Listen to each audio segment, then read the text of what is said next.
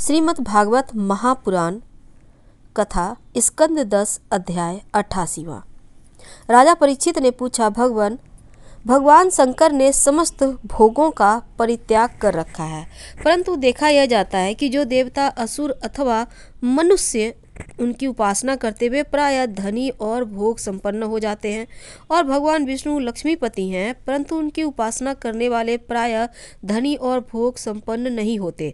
दोनों प्रभु त्याग और भोग की दृष्टि से एक दूसरे से विरुद्ध स्वभाव वाले हैं, परंतु उनके उपासकों को उनके स्वरूप के विपरीत फल मिलता है। मुझे इस विषय में बड़ा संदेह है कि त्यागी की उपासना से भोग विलास और लक्ष्मीपति की उपासना से त्याग कैसे मिलता है। मैं आपसे यह जानना चाहता हूँ। श्री सुखदेव जी कहते हैं, परीक्षित, शिव जी सदा अपनी शक्ति से युक्त रहते हैं। वे सत्व आदि गुणों से युक्त और अहंकार के अधिष्ठाता हैं। अहंकार के 3 भेद हैं, वैकारिक, तेजस और तामस। त्रिविध अहंकार से 16 विकार हुए, 10 इंद्रियां, 5 महाभूत और 1 मन।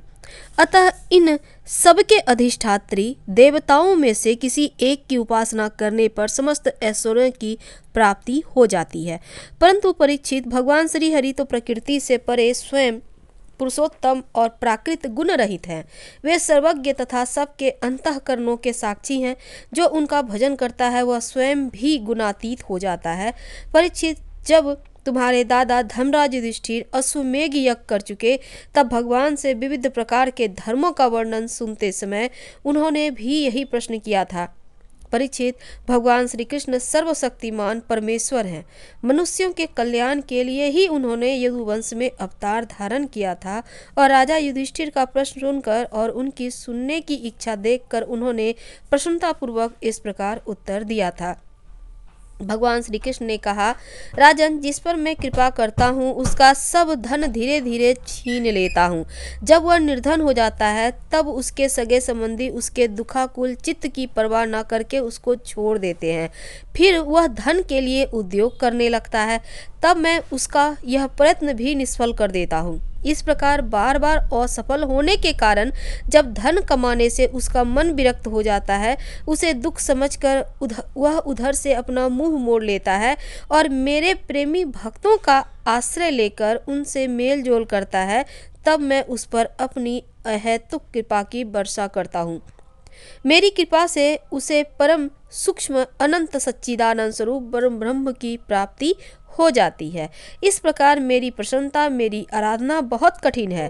इसी से साधारण लोग मुझे छोड़कर मेरे ही दूसरे रूप अनन्य देवताओं की आराधना करते हैं। दूसरे देवता आशुतोष हैं। वे झटपट पिघल पड़ते हैं और अपने भक्तों को साम्राज्य लक्ष्मी दे देते हैं। उसे पाकर वे उच्छृंखल प्रमादी उन्मत्त हो उठते हैं और अपने वरदाता देवताओं को भी भूल जाते हैं तथा उनका तिरस्कार कर बैठते हैं।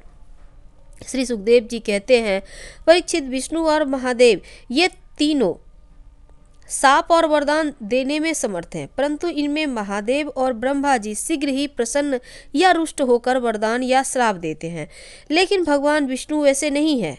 महात्मा लोग एक प्राचीन इतिहास इस बारे में विषय में कहा करते हैं कि भगवान शंकर एक बार वृकासुर को वर देकर संकट में पड़ गए थे। परीक्षित, वृकासुर शकुनी का पुत्र था। उसकी बुद्धि बहुत बिगड़ी हुई थी। एक दिन कहीं जाते समय उसने देवर्षि नारद को देख लिया और उनसे पूछा, तीनों देवताओं में झटपट प्रसन्न होने वाले कौन हैं? परीक्षित, देवर्षि नारद ने कहा, तुम भगवान शिव की उपासना करो, इससे तुम्हारा मनोरथ बहुत जल्दी पूरा हो जाएगा। वे थोड़े ही गुणों से शीघ्र प्रसन्न हो और थोड़े ही अपराध से तुरंत क्रोध कर बैठते हैं।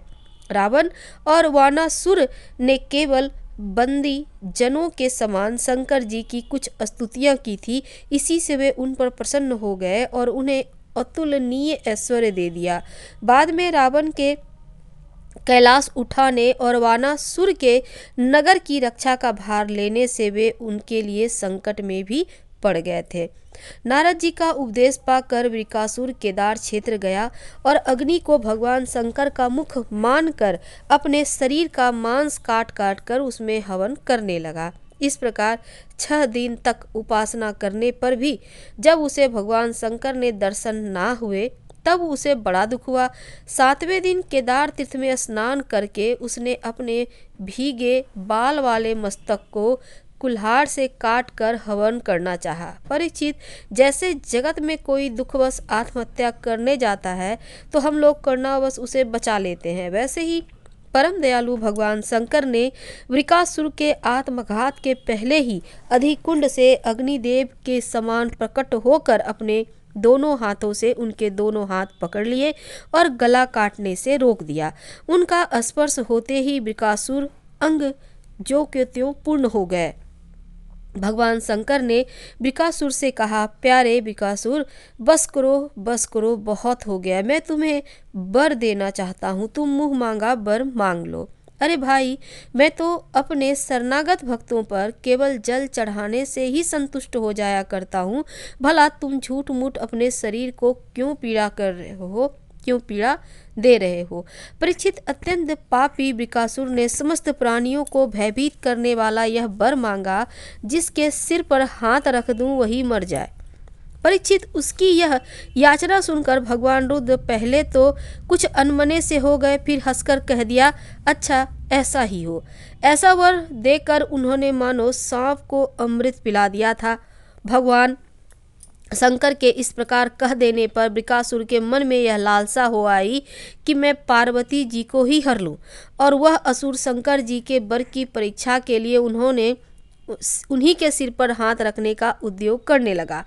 अब तो शंकर जी अपने दिए हुए वरदान से ही भयभीत हो गए। वह उनका पीछा करने लगा और वे उससे डर कर कांपते हुए भागने लगे। पृथ्वी, स्वर्ग और दिशाओं के अंत तक दौड़ते गए, परंतु फिर भी उसे पीछा करते देख उत्तर की ओर बढ़े। बड़े बड़े देवता इस संकट को टालने का कोई उपाय न देख चुप रह गए। अंत में वे प्राकृतिक अंधकार से परे परम प्रकाश में वैकुंठ लोक में गए। वैकुंठ में स्वयं भगवान नारायण निवास करते हैं। एकमात्र यही उन सन्यासियों की परम गति है जो सारे जगत को अभय दान करके शांत भाव में चित्त में स्थित हो गए हैं। वैकुंठ में जाकर जीव को फिर लौटना नहीं पड़ता। भक्त भयहारी भगवान ने देखा कि शंकर जी तो बड़े ही संकट में पड़े हुए हैं, तब वे अपनी योग माया से ब्रह्मचारी बनकर दूर से ही धीरे धीरे वृकासुर की ओर आने लगे। भगवान की मेखला काला मृगचर्म दंड रुद्राक्ष की माला धारण कर रखी थी। उनके एक एक अंग से ऐसी ज्योति निकल रही थी मानो आग धधक रही हो। वे हाथ में कुश लिए हुए थे। वृकासुर को देखकर उन्होंने बड़ी नम्रता से झुककर प्रणाम किया। ब्रह्मचारी वेशधारी भगवान ने कहा, शकुनी नंदन वृकासुर जी, आप स्पष्ट ही बहुत थके से जान पड़ते हैं। आज आप बहुत दूर से आ रहे हैं क्या? तनिक विश्राम तो कर लीजिए। देखिए, यह शरीर ही सारे सुखों की जड़ है। इसी से सारी कामनाएं पूरी होती है और इसे अधिक करण देना चाहिए। आप तो सब प्रकार से समर्थ हैं। इस समय आप क्या करना चाहते हैं? यदि मेरे सुनने योग्य कोई बात हो तो बतलाइए, क्योंकि संसार में देखा जाता है कि लोग सहायकों के द्वारा बहुत से काम बना लिया करते हैं। श्री सुखदेव जी कहते हैं, परीक्षित, भगवान के एक एक शब्द से अमृत बरस रहा था। उनके इस प्रकार पूछने पर पहले तो उसने तनिक ठहर कर अपनी थकावट दूर की। इसके बाद क्रमशः अपनी तपस्या, वरदान प्राप्ति और भगवान शिव के पीछे दौड़ने की बात शुरू से कह सुनाई। श्री भगवान ने कहा, अच्छा ऐसी बात है, तब तो भाई हम उसकी बात पर विश्वास नहीं करते। आप नहीं जानते हैं क्या? वह तो दक्ष प्रजापति के श्राप से पिशाच भाव को प्राप्त हो गए हैं। आजकल वही प्रेतों में और पिशाचों का सम्राट है। दानवराज, आप इतने बड़े होकर ऐसी छोटी छोटी बातों पर विश्वास कर लेते हैं। आप यदि अब भी उसे जगत गुरु मानते हो और उनकी बात पर विश्वास करते हो तो झट पर अपने सिर पर हाथ रखकर परीक्षा कर लीजिए। दानव शिरोमणि, यदि किसी प्रकार शंकर की बात असत्य निकले तो उस असत्यवादी को गड़ डालिए, जिससे फिर वह झूठ ना बोल सके। परीक्षित, भगवान ने ऐसी मोहित करने वाली अद्भुत और मीठी बात कही कि उसकी विवेक बुद्धि जाती रही।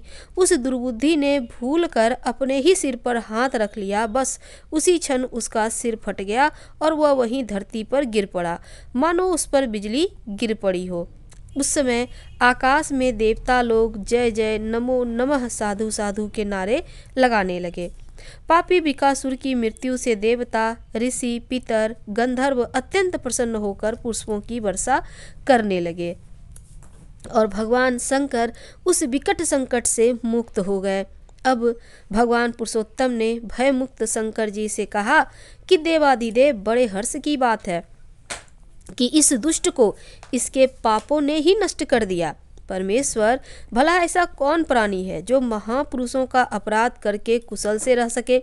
फिर स्वयं जगत गुरु विश्वेश्वर आपका अपराध करके तो कोई सकुशल रह ही नहीं सकता। भगवान अनंत शक्तियों के समुद्र हैं। उनकी एक एक शक्ति मन और वाणी की सीमा से परे है। वे प्रकृति से अतीत स्वयं परमात्मा हैं।